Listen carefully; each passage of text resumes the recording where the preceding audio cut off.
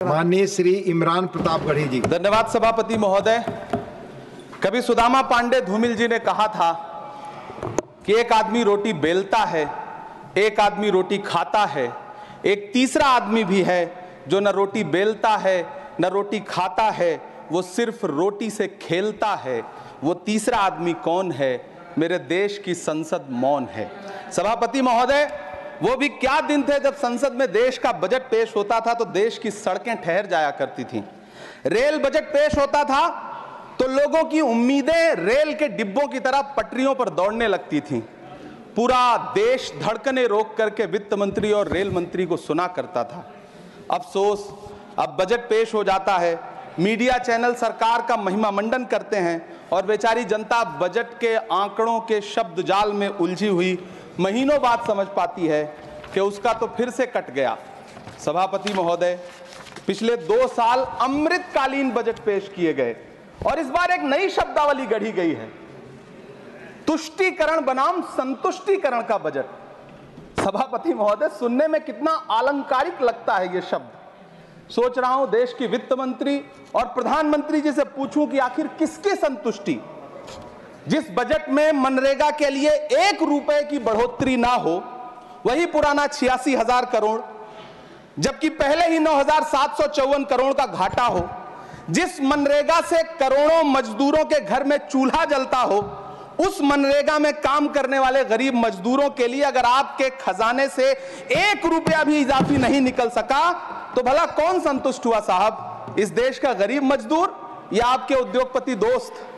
वो जो महाराष्ट्र में लोकसभा और विधानसभा के बीच में 40 लाख मतदाता बढ़ाए गए थे, अरे उन्हीं के लिए मनरेगा का थोड़ा सा बजट बढ़ा देते। क्या उसमें मनरेगा का एक भी मजदूर नहीं था 40 लाख लोगों में? सारे के सारे 12 लाख की छूट वाले से आगे के लोग थे। सभापति महोदय, कल जब वित्त मंत्री जी देश की संसद में भाषण दे रही थी तो वहां मुंबई में कोई गरीब इंसान जब अपनी जेब टटोल करके अपनी मोटरसाइकिल में 1 लीटर पेट्रोल भरवा रहा था तो उस पेट्रोल की कीमत थी 103 रुपया प्रति लीटर। आखिर इतना महंगा पेट्रोल डीजल खरीद के कौन संतुष्ट हो रहा है? इस देश के गरीब लोग या फिर सरकार के चहेते धन्ना सेठ? सभापति महोदय, वित्त मंत्री जी इस बजट को मध्यम वर्ग को संतुष्ट करने वाला बजट बता रही हैं। अरे मैडम, हम आप यहां पर बैठे रहते हैं और वहां बाहर इसी दिल्ली में 1 लीटर दूध, चाहे वो अमूल का हो या फिर मदर डेयरी का हो, उसकी कीमत 73 रुपए लीटर है। इतना महंगा बेच करके कौन संतुष्ट हो रहा है? गरीब जनता या आपके धन्ना सेठ दोस्त? सभापति महोदय, इस सरकार का बाजार और महंगाई पर कोई नियंत्रण नहीं रह गया है। चाहे देश में लहसुन 400 रुपए किलो बिक जाए, टमाटर 100 रुपए किलो बिक जाए, प्याज का दाम सुनकर आंखों में आंसू आ जाए, लेकिन वित्त मंत्री महोदया बजट में महंगाई का मां भी नहीं बोलती हैं। बच्चों की किताब और पेंसिल तक पर टैक्स लगाने वाले सरकार से मैं पूछना चाहता हूं कि आप मध्यम वर्ग का हितैषी बताते हैं, खुद को तो शर्म नहीं आती है? खुद को धार्मिक कहने वाली सरकार भगवान श्री कृष्ण के प्रिय खाद्य पदार्थों दही और मक्खन तक पर जीएसटी लगाती है और बात करती है मध्यम वर्ग की हिमायती होने की। जिंदा रहते हुए जनता से हर चीज पर टैक्स वसूलने वाली यह सरकार कम से कम मरने पर तो लोगों को बख्श देती, लेकिन नहीं, वहां भी लूटना है। अंतिम संस्कार के सामान, अगरबत्ती, धूप बत्ती, केवड़ा जल, चंदन पाउडर, जौ, बताशा, काला तिल, पंचरत्न, कपूर और कफन तक पर टैक्स लेने वाली यह सरकार किस मुंह से खुद को मध्यम वर्ग का हितैषी बताती है? कौन सी संतुष्टि? किसकी संतुष्टि? कदम कदम पर टैक्स देकर लूटने वाली जनता की या फिर जनता से टैक्स वसूल करके धन्ना सेठों का खजाना भरने वाली सरकार की? किसकी संतुष्टि? सभापति महोदय, 18 अगस्त 2015 आरा का बिहार का ऐतिहासिक मैदान, सजा हुआ मंच, हजारों की भीड़ और सामने खड़े हुए देश के प्रधानमंत्री का भाषण। बिहार के भाइयों बहनों, आज मैं बिहार के लिए पैकेज की घोषणा कर रहा हूं। 50,000 करोड़ कर दूं कि ज्यादा कर दूं? अखिलेश भाई, 60,000 करोड़ कर दूं कि ज्यादा कर दूं? 70,000 करोड़ कर दूं कि ज्यादा कर दूं? 80,000 करोड़ कर दूं कि ज्यादा कर दूं? चलो, मैं बिहार को 1.25 लाख करोड़ का पैकेज दे रहा हूं। 10 साल हो गए सभापति महोदय, वही ढाक के 3 पात, बिहार आज भी विकास की बाट जोह रहा है। भाषण आज भी प्रधानमंत्री जी के यूट्यूब चैनल पर सुना जा सकता है। जो झूठ बोल के करता है मुतमईन सबको, वो झूठ बोल के खुद मुतमईन नहीं होता। सभापति महोदय, ये तो राहुल जी का असर है। कौन सा शब्द सर, कौन सा शब्द? झूठ। ठीक है सर, मिथ्या बोल करके, जो मिथ्या बोल के करता है मुतमईन सबको, वो मिथ्या बोल के खुद मुतमईन नहीं होता। ये राहुल जी का असर है। जो मखाना बोर्ड की घोषणा हुई, अखिलेश जी आपको याद होगा, भारत जोड़ो न्याय यात्रा में 30 जनवरी 2024 को बिहार के रंगभूमि मैदान में राहुल गांधी जी का पूर्णिया में भाषण था और उसमें मखाना को लेकर उन्होंने आवाज उठाई थी। यह उनका असर है कि आपको मखाना बोर्ड बनाना पड़ा, वरना तो आप मैखाना बोर्ड बनाने वाले लोग हैं। सभापति महोदय, बिहार को झूठे पैकेज और चुनावी दिलासे देना बंद करिए।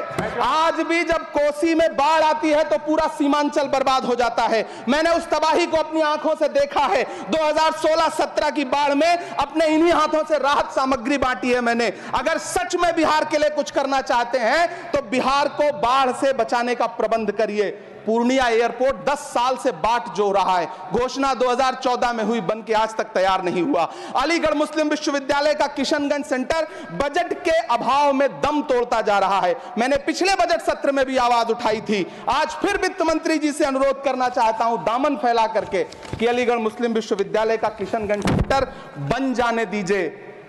आखिर कौन सी नफरत है? यह मुल्क हमारा भी है। इस मुल्क की मिट्टी में हमारा भी खून पसीना शामिल है। हमसे इतनी भी क्या नफरत? रिश्तों की ये नाजुक डोरें तोड़ी थोड़ी जाती हैं। अपनी आंखें दुखती हो तो फोड़ी थोड़ी जाती हैं। सभापति महोदय, अल्पसंख्यक मंत्रालय का बजट काटकर मौलाना आजाद नेशनल फेलोशिप बंद कर देना, प्री मैट्रिक स्कॉलरशिप बंद कर देना, नई मंजिल योजना बंद करना, धरोहर योजना बंद करना।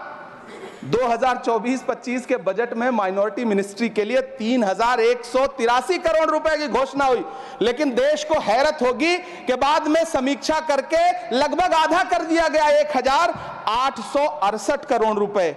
मुझे सरकार से पूछना है कि कौन संतुष्ट हुआ? इस देश का अल्पसंख्यक संतुष्ट हुआ या आप संतुष्ट हुए? किसका संतुष्टिकरण? सभापति महोदय, मैं प्रधानमंत्री जी से कहना चाहता हूं कि आप ही ने 1 मार्च 2018 को किंग अब्दुल्ला को, जॉर्डन के किंग अब्दुल्ला को मेहमान बना करके इसी दिल्ली में एक कॉन्फ्रेंस में कहा था कि मैं मुसलमानों के एक हाथ में कंप्यूटर और दूसरे हाथ में कुरान देना चाहता हूं। कंप्यूटर देने की बात तो छोड़िए, पढ़ाई के लिए जो स्कॉलरशिप मिल रही थी उसको भी छीन लिया आपने। किसको संतुष्ट करने के लिए? हम समझते हैं इस साजिश को। आप माइनॉरिटी मिनिस्ट्री का बजट काटते काटते एक दिन मिनिस्ट्री को ही बंद कर देना चाहते हैं। वो जहर देता तो सबकी नजर में आ जाता, सो ये किया कि हमें वक्त पर दवाएं न दी। सभापति महोदय, मैं तो वित्त मंत्री जी से पूछना चाहता हूं आपके माध्यम से कि शायद आपको पता ही नहीं है कि गृहस्थी चलाने वाली एक गृहिणी की मुश्किलें क्या क्या होती हैं। आपने कभी सोचा भी नहीं होगा कि जब वो किचन में सब्जी बनाने के लिए कढ़ाई में तेल डालती है तो उसके साथ उसके आंसू भी गिरते हैं। सभापति महोदय, शायद उन्हें पता भी ना हो कि एक छोटी सी गाड़ी और एक छोटे से फ्लैट का EMI भरने के बाद इस देश का एक गरीब इंसान जब अपने बच्चों की फीस भरने के बारे में सोचता है तो उसे कितनी खुशियों का गला घोंटना पड़ता है। शायद उनको पता भी नहीं है कि फसल बेच करके बिटिया की शादी का सपना सजाने वाला किसान जब अपनी फसल बर्बाद देखता है तो कितनी रातें सो भी नहीं पाता है। सभापति महोदय, शायद वो कभी इस पीड़ा को समझ ही नहीं पाएंगी कि परिवार के किसी एक सदस्य को कैंसर जैसी बीमारी हो जाए तो घर और जमीनें गिरवी रख उठती हैं लेकिन इलाज नहीं हो पाता। सभापति महोदय, इसी देश की संसद में कभी स्वर्गीय सुषमा स्वराज जी ने कहा था कि जब देश की करेंसी गिरती है तब देश की प्रतिष्ठा गिरती है। एक तरफ कोलंबिया जैसा छोटा सा देश और उसके प्रधानमंत्री गुस्तावो पेत्रो खड़े हैं जो कोलंबिया के नागरिकों को हथकड़ी लगाकर लाने वाले जहाज को अमेरिका बैरंग वापस लौटा दे रहे हैं, और दूसरी तरफ हमारे प्रधानमंत्री जी खड़े हैं जो बेड़ी और हथकड़ी लगा करके लाए गए बेटों के अपमान पर एक शब्द नहीं बोल रहे। सभापति महोदय, मैं इतिहास के पन्ने पलट रहा हूं, मुझे 2 किरदार याद आ रहे हैं। एक तरफ निक्सन के 7वें बेड़े की धमकियों के सामने लोहे की तरह अडिग इंदिरा गांधी खड़ी हैं, तो दूसरी तरफ खुद ही नमस्ते ट्रंप का नारा लगाते हुए प्रधानमंत्री जी खड़े हैं। मेरे कानों में सुषमा स्वराज जी की आवाज गूंज रही है। बहुत कम बोलने वाले डॉक्टर मनमोहन सिंह ने बहुत ज्यादा बोलने वाले प्रधानमंत्री जी को जब देश की बागडोर सौंपी थी तो $1.58 का था, आज 85 से 87 के बीच में झूल रहा है। इन दिनों रुपए की अहमियत गिरती है तो न तो देश की प्रतिष्ठा गिरती है, ना प्रधानमंत्री की गरिमा। जिस देश में 80 करोड़ लोगों को 5 किलो राशन के लिए कतारों में लगना पड़ता हो, उस देश में यह सरकार 12 लाख तक के टैक्स न लेने के लिए अपनी पीठ थपथपा रही है। हुकूमत इस कदर आवाम पर एहसान करती है, ये आंखें छीनती है और चश्मे दान करती है।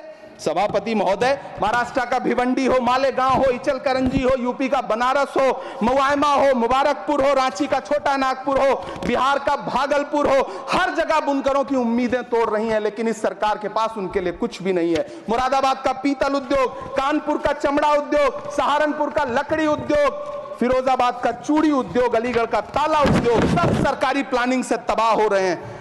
इन तमाम के बीच सरकारी सपोर्ट से बस एक उद्योग फल फूल रहा है, नोएडा का नफरत उद्योग। सभापति महोदय, जिस देश में 40 से 45% मेडिकल फैकल्टी की सीट खाली हो, वहां बजट में 75,000 नए मेडिकल सीट्स का ऐलान हो रहा है। सरकार बहादुर, कम से कम इस देश के पढ़े लिखे युवाओं को तो मूर्ख समझना बंद करिए।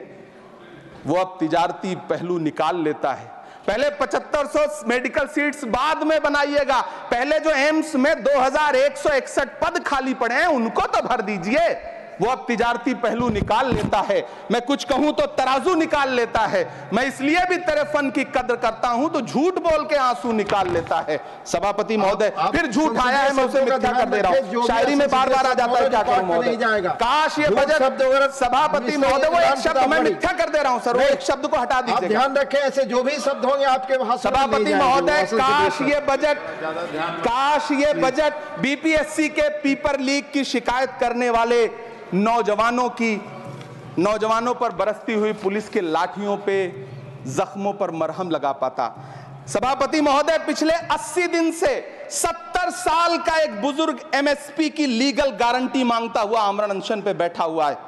काश ये बजट किसान नेता जगजीत डल्लेवाल की टूटती हुई सांसों की पीड़ा सुन पाता। काश ये बजट प्रतियोगी परीक्षाओं की तैयारी के लिए दिल्ली, कोटा, पटना, अहमदाबाद जैसे शहरों में, इलाहाबाद जैसे शहरों में किताबों के साथ गल रहे युवाओं के सपनों को जिंदगी दे पाता। काश ये बजट वंदे भारत के सुनहरे विजुअल के बजाय देश की गरीब जनता को कुछ और पैसेंजर ट्रेनें दे पाता। काश ये बजट सीनियर सिटीजन को ट्रेन टिकटों में मिलने वाली रियायतें वापस लौटा पाता, जिनको सरकार ने कोविड के नाम पे छीन लिया था।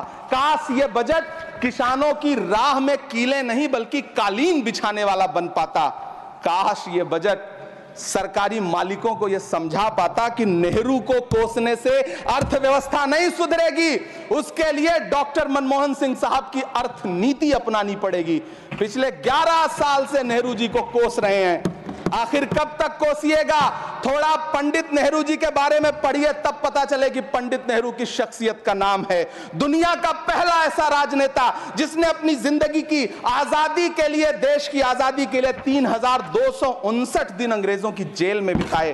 पंडित नेहरू एक ऐसे महान शख्स जिनके पिता पंडित मोतीलाल नेहरू, जिनकी बहन विजय लक्ष्मी पंडित, जिनके बहनोई पंडित रंजीत सीताराम, जिनकी बेटी इंदिरा गांधी, जिनके दामाद फिरोज गांधी, सब ने अंग्रेजों से लड़ते हुए स्वतंत्रता आंदोलन में जेल काटी। आप किस मुंह से उनकी लकीर छोटी करने की बात करते हैं? नहीं कर पाइएगा, 7 जन्मों में नहीं कर पाइएगा, क्योंकि जिस्म की मौत कोई मौत नहीं होती है। जिस्म मिट जाने से इंसान नहीं मर जाते, धड़कने रुकने से अरमान नहीं मर जाते, सांसें थम जाने से ऐलान नहीं मर जाते। जिस्म की मौत कोई मौत नहीं होती है। सभापति महोदय, मैं आपके सामने खड़ा होकर के एक बहुत छोटी सी कहानी सुनाना चाहता हूं कि महान बादशाह सिकंदर ने जब यूनान फतेह किया तो जीत का जश्न मनाने के लिए शहर की सड़कों पर निकला, तो उसने देखा कि पूरा शहर तो जश्न मना रहा है, एक फकीर सड़क के किनारे चादर तान के सो रहा है। सिकंदर को गुस्सा आया, घोड़े से उतरा, उस फकीर के पास गया और उसे सोता देख करके उसे जोर की एक लात मारी और लात मार के कहा कि क्यों रे फकीर, मैंने यूनान फतेह कर लिया, लोग जश्न मना रहे हैं और तू सो रहा है। उस फकीर ने उन्नीदी आंखों से सिकंदर को देखा और देख करके कहा कि शहर जीतना बादशाहों का काम है, लेकिन लात मारना तो गधे का काम है। सभापति महोदय, गरीब जनता को लात मारना बंद करिए।